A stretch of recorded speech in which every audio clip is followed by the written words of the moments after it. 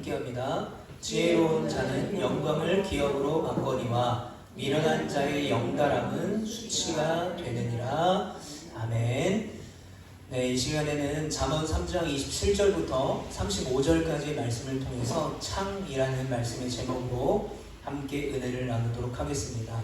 오늘은 특별히 우리가 어린이 주일로 예배를 드리고 있습니다. 그래서 제가 좀 무리해서 잘 안 되는 율동을 하면서 우리가 찬양하면서 어린이를 축복하며 예배를 드리고 있는데, 우리가 소망하고 기도하는 것은 우리의 가정 가운데 앞서도 계속 기도했지만 하나님의 영광의 기업이 되는, 하나님의 은혜가 머무는 그런 가정들이 되시길 간절히 축복합니다. 하나님의 은혜가 머물고 영광의 기업의 가정이 될 때 하나님께서는 우리에게 우리가 알 수 없는 놀라운 것들을 부어주시고 또 은혜를 또한 부어주실 거라 믿습니다. 그래서 지금은 참 힘들고 어려운 시기를 우리가 보내고 있지만 그럼에도 우리의 자녀를 사랑하고 또 우리의 교회를 섬기고 또 이 땅과 이 민족을 위해 함께 기도할 수 있는 귀한 아름다운 공동체가 되기를 축복합니다. 더 감사한 것은 이 어린이 주일을 쓸쓸하게 어린이 없이 보내지 않고, 물론 우리가 주님 앞에 다 어린아이와 같은 존재지만 우리 서유리와 이건희와 함께 또 이렇게 어린이와 함께 예배드릴 수 있어서 정말 하나님 앞에 참 감사를 드립니다. 우리 서유리와 이건희가 키가 자라고 또 나이가 들수록 하나님을 더 알아가고 하나님의 은혜 가운데 자라나기를 항상 교회에서 함께 기도하도록 하겠습니다. 지금까지 230편 이상의 지질학 논문을 발간했고 300회 이상의 학술대회 발표를 한 지질학의 대가라고 부르는 이 이진용 교수님이라는 분이 계십니다. 제가 왜 이분의 이야기를 드냐면, 이분이 하나님을 만나게 된, 교회를 가게 된 이 계기, 스토리가 굉장히 특이하고 재미있습니다. 원래 이 분은 과학자잖아요. 무신론자였습니다. 그래서 자신에게 복음을 전하는 사람 또는 타 종교를 권하는 사람들을 다 거부했어요. 그런데 2017년도 어느 날 갑자기 마음 가운데 이런 생각이 들었대요. 나도 언젠가는 죽겠구나. 그러면 내가 죽음 후에 나는 어떤 존재로 남아있는 거지? 라는 공포심과 의문이 막 들기 시작했대요. 그래서 이런 생각까지 들었대요. 어차피 내가 죽을 텐데, 어차피 내가 시간이 되면 내 삶을 다 할 텐데 왜 이렇게 열심히 내가 일을 하고 살지? 왜 이렇게 목을 메고 열심히 교수 생활을 하고 있지? 왜 내가 지금 밥을 먹고 있지? 지금 죽는 게 낫는 건 아닐까? 라는 이 죽음에 대한 공포와 답이 없는 이 죽음 이후의 삶, 그리고 회의감에 여러 종교 서적과 철학 서적을 탐닉했다고 해요. 정말 몇 날 며칠을 막 책을 찾아서 죽음 이후의 삶에 대해서 고민했다고 합니다. 심지어는 수많은 이 유튜브 영상들을 찾아보면서 도대체 죽음은 무엇인가, 죽음 위에는 어떤 삶이 있는가 고민했다고 합니다. 그런데 어느 날 이 이진용 교수님이 성경 한 구절을 우연히 보게 되었는데 바로 그 말씀이 로마서 6장 23절이었대요. 죄의 삭은 사망이요 하나님의 은사는 그리스도 예수 우리 주 안에 있는 영생이니라. 이 말씀을 읽는 순간에 이거다라는 깨달음이 왔다는 거예요. 사람이 죽는 것은 결국 죄라는 것 때문에 그렇구나. 그럼 도대체 죄가 뭐지? 영생은 뭐지? 그때부터 성경을 읽기 시작했대요. 그래서 성경을 읽다 보니까 하나님 안에 구원과 영생의 길이 있다는 것을 깨달았대요. 그리고 나서 이분이 뭐 했냐면 그동안에 이제 자신이 잘못했던 사람들을 다 찾아갔대요. 한 사람씩 찾아가서 사과를 하고 용서를 구하고 나서 그 다음 주에 스스로 자신이 살고 있는 그 집 근처의 교회에 찾아가서 등록을 했습니다. 그래서 지금까지 집사님으로 열심히 신앙생활을 하고 있대요. 이분이 쓴 책이 있는데 바로 지질학에서 하나님을 만나다라는 책이 있습니다. 이 책의 프롤로그 서두에 보면요, 이런 글이 있습니다.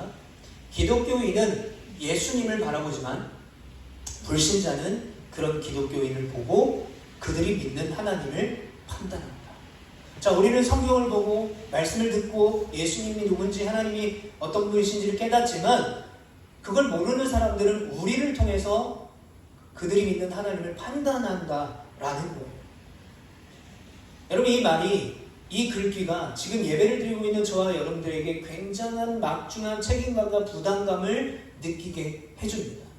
그래, 내가 저런 사람이지, 내가 열심히 살아야지 라고 우리는 다짐하고 결단해요. 그런데 문제는 뭐냐면 우리가 살아가는 현대 이 사회는 참 암담합니다.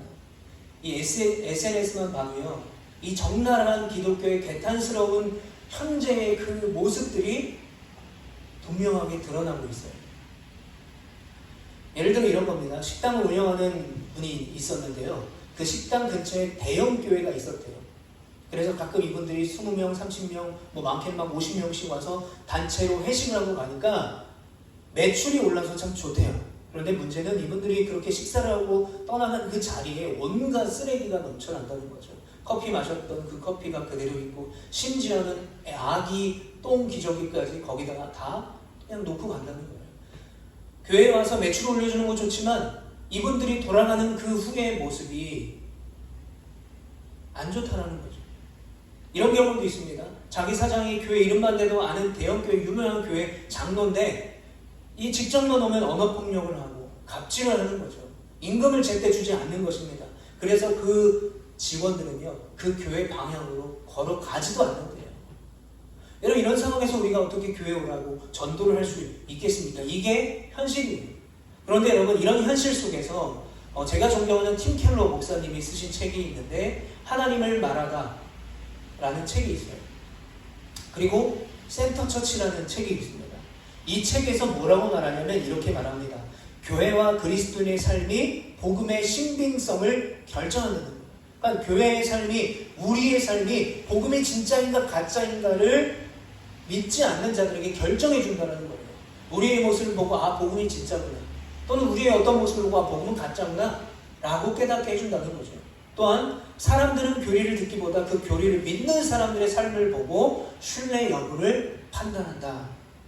우리가 그만큼 중요한 역할을 해야 한다는 거죠. 그리고 또 이 현대사회에서 복음을 전하기 어려운 이유가 뭐냐면 이 사람들이요, 기본적으로 부정성 편향이라는 것을 가지고 있대요. 이 부정성 편향은 뭐냐면 좋은 게 100개면 나쁜 거 한 가지가 기억이 남는다는 거예요. 예를 들어 어릴 때부터 긍정적인 경험을 했고 또 부정적인 경험을 한 가지 했다면 그 부정적인 경험이 더 기억에 잘 남는다는 거죠. 그러니까 제가 어릴 때 저희 부모님과 여름방학이 되면 그 충북 제천에 있는 월악산에 텐트를 치고 캠핑했던 정말 행복했던 기억이 아직도 있어요. 그런데 이게 굉장히 짧아요.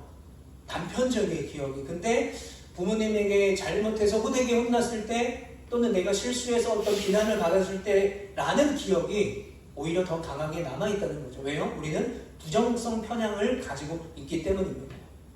그래서 믿지 않는 자들은 교회에 선하고 아름다운 것이 99가 있으면 나쁜 것 1만 기억해서 손가락질하는 거죠. 심리학자 로이 바우마스터가 이렇게 말했습니다. 나쁜 것이 좋은 것보다 더 훨씬 강하게 작용한다. 그래서 세상은 하나님을 거부하는 것이 아니라 어쩌면 우리가 보여준 그 하나님을 거부하는 것이 아닐까라는 그런 생각과 반성을 좀 해보게 되었어요. 여러분, 그렇다면 우리가 이런 시대를 살아가고 있다면, 이런 시대를 살아가고 있는 성도로서 우리는 어떻게 살아가야 되겠습니까? 우리는 어떤 존재여야만 하겠습니까? 우리는 하나님께서 우리를 성도, 거룩하게 구별된 하나님의 자녀라고 부르셨어요. 그러면 성도는 어떤 존재입니까? 여러분, 성도는 이 예배당에 머물기 위해서 부름받은 존재가 아니에요. 성도는 보내심을 받기 위해서 부름받은 것이죠. 내가 여기서 예배드리고 나의 직장에서, 나의 가정에서, 나의 일터에서, 내가 거하는 곳에 부름을 받은 사명자라는 것입니다. 또한 성경은요, 믿음을 단순한 생각이나 감정이라고 이야기하지 않아요. 믿음을 단순한 어떤 감정에 동요된 상태, 감동받은 상태 따위로 말하지 않습니다. 그래서 성경에서는요, 사랑은 실천으로 나타내야 되고요, 믿음은 순종으로 나타내야 되고요, 은혜는 흘려보냄으로 나타내야 된다라고 곳곳에서 말하고 있어요. 한 번 더 하겠습니다.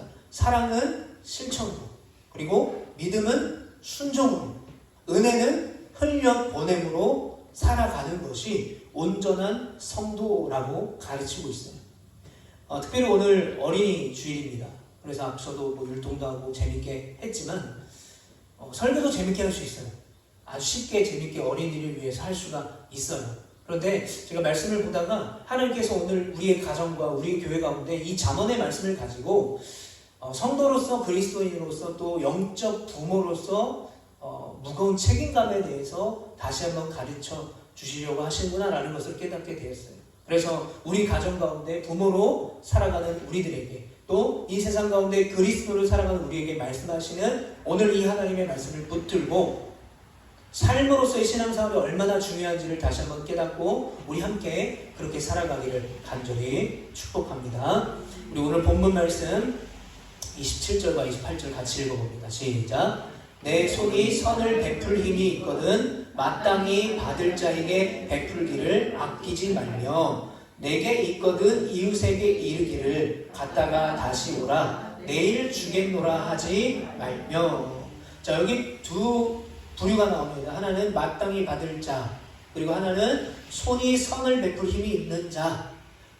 그래서 손이 선을 베풀 힘이 있는 자는 가진 자를 뜻하는 것이고요, 마땅히 받을 자는 가지지 못한 자들입니다. 가난한 사람들을 말하는 거예요. 근데 가진 자가 가난한 사람을 돕는 것은 성경의 당연한 가르침입니다. 성경에서는 분명히 구약에서 사회적 약자를 도우라고 했어요. 고아, 객, 나그네, 과부. 그래서 밀을 꺾을 때도 수확을 할 때도 얼마 정도 땅에 떨어뜨리고 남겨놓잖아요. 우리가 룻기를 보면 그 사실을 알 수 있잖아요. 그런데 특별히 왜 하나님께서 잠언에 왜 가난한 사람을 도와줘야 되냐고 이렇게 이야기하냐면, 이 손이 선을 베풀 힘이 있는 자들, 가진 자들이 이 가난한 자를 어떻게 생각하냐면요, 저들은 게을러서 무지해서 무능해서 세상에서 자신을 증명해내지 못한 존재이기 때문에 가난하다라고 업신여긴다는 거예요.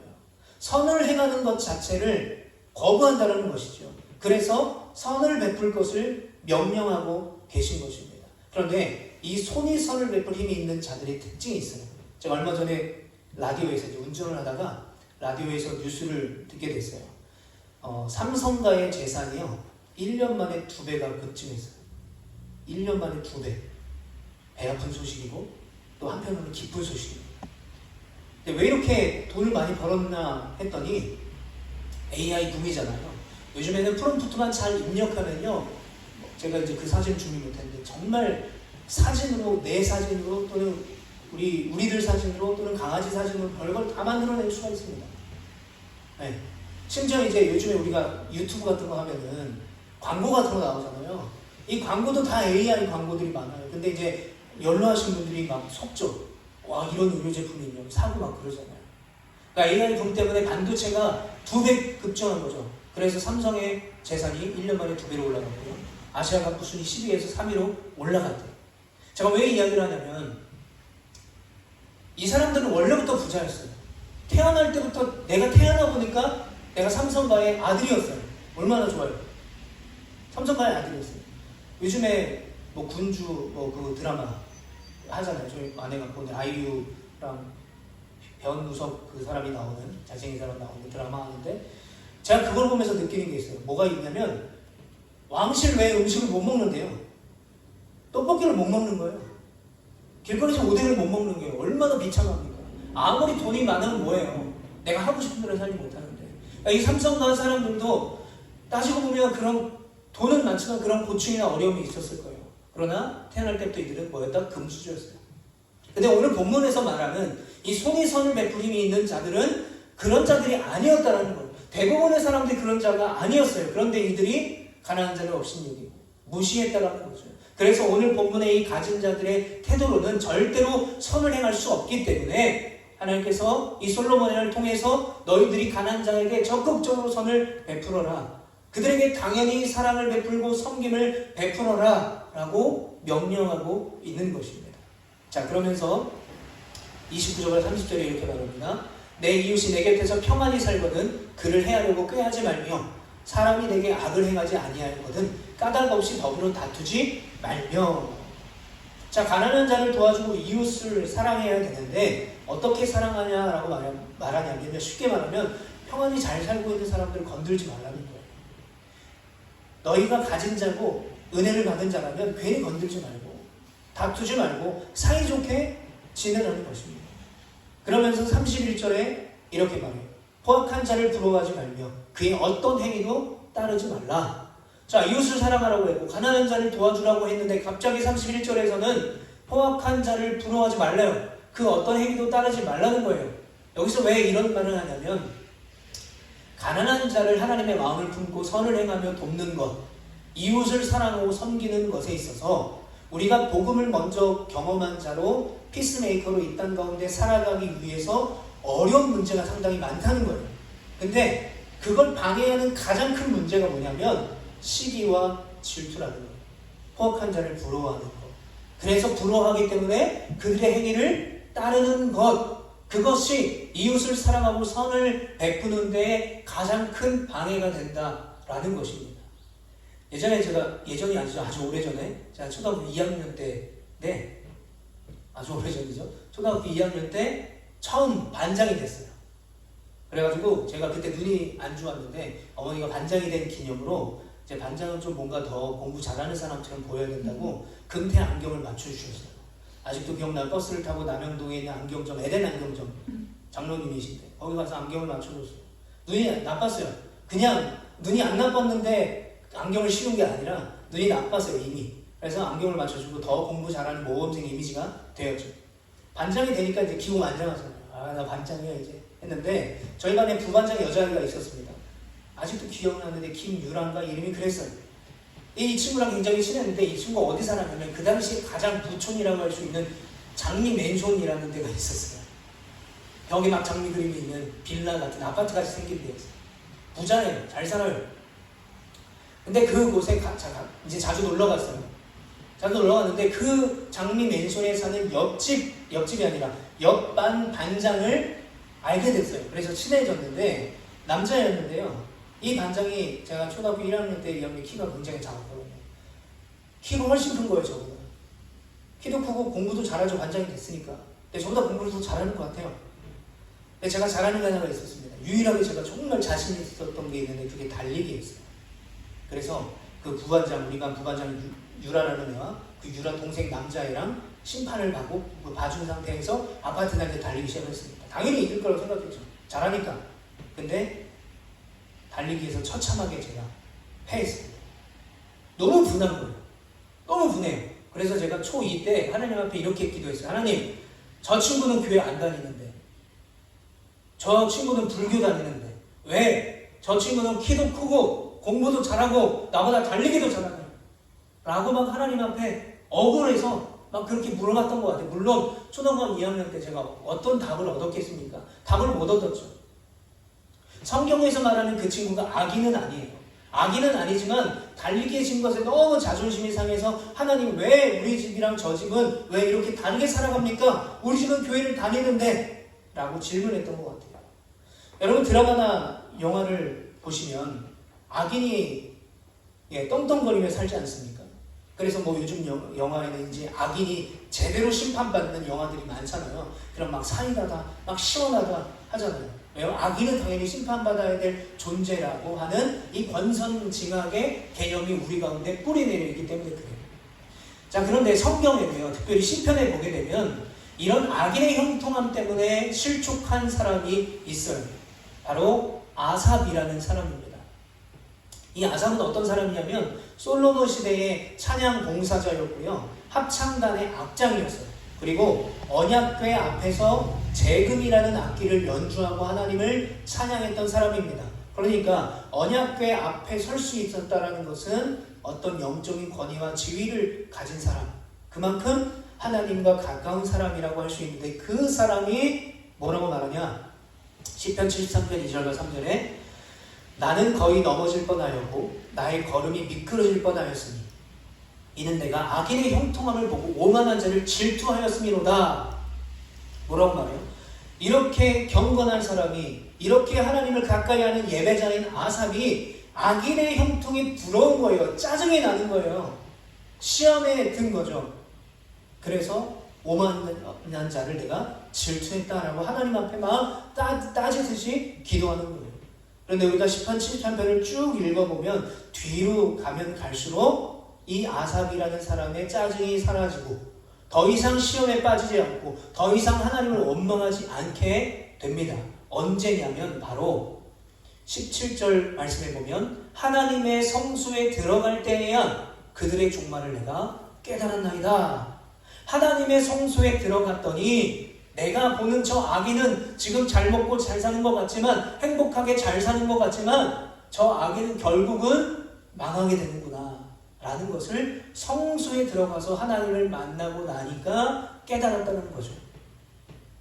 우리가 그동안에 말씀을 나눴던 하박국의 기준으로 본다면 성루를 떠나지 않았을 때에 하나님의 남녀단을 향한 하나님의 진정한 계획을 깨달았다는 것이고, 사도 바울의 입장에서 본다면 그리스도 안에 있을 때 은혜와 긍휼과 진리가 회복된다는 거죠. 하나님 안에 갔을 때, 하나님과 가까이 있을 때, 성소에 갔을 때 악인을 질투하지 않고 하나님의 참뜻을 깨달을 수 있었다는 거예요. 그래서 아삽은 마지막에 이렇게 말해요. 무릇 주를 멀리하는 자는 망하리니 음녀같이 주를 떠난 자를 주께서 멸하셨나이다. 하나님께 가까이함이 내게 복이라. 아멘. 한번 따라해 보겠습니다. 하나님께 가까이함이 내게 복이라. 이게 복인 걸 깨달았던 거예요. 잘 먹고 잘 사는 것, 돈을 많이 버는 것, 저 악인의 형통을 부러워하지 않게 된 것이죠. 여러분, 우리는 천국을 소유한 자들임을 여러분 믿으시길 바랍니다. 우리가 하나님의 자녀로 하나님의 은혜, 하나님의 영광의 임재가 우리 가운데 넘치는 하나님의 귀한 자녀임을 다시 한번 기억할 수 있었으면 좋겠어요. 그래서 악인의 소멸하는 그 형통, 그것 때문에 넘어지지 않는, 오히려 하나님을 더 가까이 할 수 있는 우리 모두가 되시기를 축복합니다. 자, 오늘 본문 32절부터 35절까지 말씀 우리 큰 목소리로 함께 읽어보겠습니다. 시작. 대저 빼어간 자는 여호와께서 미워하시나 정직한 자에게는 그의 교통하심이 있으며 악인의 집에는 여호와의 저주가 있거니와 의인의 집에는 복이 있느니라. 진실로 그는 거만한 자를 비웃으시며 겸손한 자에게 은혜를 베푸시나니 지혜로운 자는 영광을 기업으로 받거니와 미련한 자의 영달함은 수치가 되느니라. 아멘. 자, 여기서 등장하는 이 단어들을 조합하면 두 부류로 나눌 수가 있어요. 두 부류로 나눌 수 있는데, 첫 번째 부류는요, 패역한 자입니다. 이 패역한 자는 곧 악인이라고 말해요. 이 악인은 이제 히브리어로 라샤라는 단어를 쓰고 있는데, 사악하다라는 뜻을 가지고 있어요. 하나님의 뜻을 거스린다라는 의미를 가지고 있습니다. 그 악인은 또 어떤 사람이다? 거만한 자요, 미련한 자다. 반대로 정직한 자는 어떤 사람이에요? 정직한 자는 의인이고 겸손한 자고 지혜로운 자라고 말하고 있습니다. 그래서 이들의 결론, 패역한 자의 결론, 정직한 자의 결론에 대해서 말씀하시는데, 결국 패역한 자는 하나님이 그들을 가증하게 여기신다는 거예요. 그들에게는 멸망이 임한다는 것입니다. 그런데 정직한 자, 하나님을 가까이 하는 자, 하나님을 경외하는 의인들, 겸손한 자, 지혜로운 자에게는 하나님이 함께 하시고 하나님의 복이 임하고 하나님의 영광을 기업으로 받게 된다는 거예요. 하나님의 영광을 기업으로 받을 수 있는 우리 모두의 가정이 되기를 축복합니다. 우리의 자녀들이 되고 또 우리 제주 로아교회가 되기를 축복합니다. 자, 그런데 여기 아주 중요한 게 있습니다. 33절을 보시면, 33절에 보시면 악인의 집, 의인의 집 이렇게 나눠서 설명을 하고 있어요. 자, 악인의 집도 집이고 의인의 집도 집입니다. 우리나라 단어로는 똑같이 집이라는 단어가 쓰였는데, 원어로 보면, 히브리어 원어와 영어 성경을 보면 다른 단어가 쓰여져 있어요. 자, 여기에 보면 악인의 집은요, 무슨 단어가 쓰였냐면 바이트라는 단어가 쓰입니다. 바이트라는 히브리어가 쓰였는데, 이 바이트가 베트로 변형돼요. 그래서 레헴이라는 단어가 붙으면 베트레헴이 돼서 베들레헴이 되는데, 베들레헴은 빵의 집이라는 뜻입니다. 그러니까 바이트가 붙으면 집이라는 뜻이에요. 이 집은 바이트고요. 영어로는 하우스라고 쓰여져 있습니다. 자, 그리고 의인의 집은요, 다른 히브리어가 쓰였어요. 나웨라는 히브리어가 쓰였는데, 이 단어는 어떤 의미를 가지고 있냐면 목초지, 초장이라는 뜻을 갖고 있어요. 그러니까 풍요로운 곳을 상징하는 것이고, 저 바이트는 그냥 건물을 뜻하는 거예요. 자, 근데 영어로 봤을 때도 악인의 집은 하우스라는 단어가 쓰여 있고요, 의인의 집에는 홈이라는 단어가 쓰여져 있습니다. 자, 하우스는 어떤 의미냐면요, 그냥 건물 자체를 말하는 거예요. 그런데 홈은 어떤 의미를 가지고 있냐면요, 삶이 담긴 가정을 뜻하는 거예요. 제가 야구를 굉장히 좋아하는데, 이 야구를 보시면 이제 홈런이라는 걸 치지 않습니까? 홈런을 딱 치면 1루를 돌고 2루를 돌고 3루를 돌고 홈으로 다시 돌아오죠. 그래서 홈으로 다시 달려간다는 뜻으로 홈런이라고 하는데, 이 야구의 출발점은 어디냐면 홈이에요. 홈 플레이트 앞에서 타자가 치잖아요. 홈에서 시작해서 1루, 2루, 3루를 지나서 홈으로 다시 돌아옵니다. 아까 홈이 무슨 뜻이라고 했어요? 풍요로운, 목초지, 그리고 사람의 삶이 향기가 있는 곳, 그곳으로 돌아간다라는 뜻입니다. 제가 왜 야구 이야기를 하냐면, 여러분, 우리도 마찬가지라는 거예요. 우리가 출발하는 곳은 어디입니까? 하나님께서 우리를 창조하신 곳, 하나님이시고, 우리가 돌아가야 될 것 바로 본향, 하나님이 계신 곳이죠. 그러니까 우리가 출발하는 곳도 하나님이고 우리가 도착하는 곳도 하나님이라는 거예요. 그런데 악인은 어떻습니까? 멸망을 당해요. 멸망을 당하기 때문에 이들은 돌아갈 곳이 없어요. 사라집니다. 그러나 의인은 하나님께로 돌아갈 수가 있어요. 하나님이 계시는 곳으로 은혜의 자리에 돌아가서 하나님과 함께 거하게 되는 그 축복이 있다라는 겁니다. 여러분 기억하시길 바랍니다. 이제 말씀을 정리하겠습니다. 가정의 달인 5월 그리고 어린이 주일인 오늘 하나님께서 이 말씀을 통해서 무엇보다 믿음의 가정 그리고 의인의 집이 되기를 원하십니다. 그리고 신앙의 아름다운 그 유산을 우리 자녀들에게 물려주기를 말씀하고 계세요. 그런데 어떻게 말씀하고 계십니까? 실족했던 아삽이 성소에 들어갔을 때 깨달은 것이 있죠. 뭡니까? 하나님께 가까이 하는 것이 진짜 복이구나. 악인이 잘 되는 건 나의 형통, 내가 잘 먹고 잘 사는 것이 형통이 아니라, 잘 되는 것이 아니라, 진짜 복이 아니라 하나님과 가까이 하는 것이 복이구나. 하나님과 가까이 해서 하나님이 나에게 먹이시고 입히시는 은혜를 입는 것이 진짜 복이구나라는 것을 아삽이 깨달았죠. 오늘 이 잠언의 말씀도 마찬가지입니다. 하나님을 경외하는 자, 하나님을 경외하는 가문, 그 가정을 하나님이 지키시고 인도하신다라는 거예요. 그래서 사랑하는 성도 여러분, 우리의 가정과 우리들의 삶, 특별히 우리 믿는 자의 삶은요, 세상이 하나님을 바라보는 창과 같아요. 세상은 하나님을 직접 볼 수가 없습니다. 그래서 우리를 통해서, 우리라는 창을 통해서 하나님이 어떤 분이신지, 교회가 어떤 곳인지, 그리스도인이 어떤 삶을 살아가는 건지를 보게 됩니다. 특별히 오늘 어린이 주일을 맞아서 우리 자녀들에게 하나님을 보여주는 가장 귀한 창이 되어주시기를 축복합니다. 부모인 우리의 삶이라는 그 창을 통해서 우리 자녀들이 하나님의 영광을 보고, 또 오늘 잠언의 말씀처럼 우리 이웃들이 하나님의 살아계심을 발견하게 만드는 그런 귀한 창, 하나님의 은혜가 넘치는 창이 되시기를 축복합니다. 우리 교회와 우리의 가정이 하나님이 거하시는 아름다운 홈이, 충만함이 있고 회복이 있는 홈이 되는 동시에 세상에 하나님을 증명할 수 있는 아름다운 교회, 그리고 우리 믿음의 다음 세대가 다른 세대가 되지 않고 하나님의 온전한 다음 세대가 될 수 있는 아름다운 은혜를 끼칠 수 있는 우리 모두가 되시기를 축복합니다. 우리 시간에 함께 같이 기도하길 원합니다. 이 시간에 기도할 때 하나님, 우리 다음 세대가, 우리 가정 안에 있는 우리의 어린아이들이 하나님을 인격적으로 만나고 말씀으로 살아가는 우리 다음 세대가 되게 하여 주시옵소서.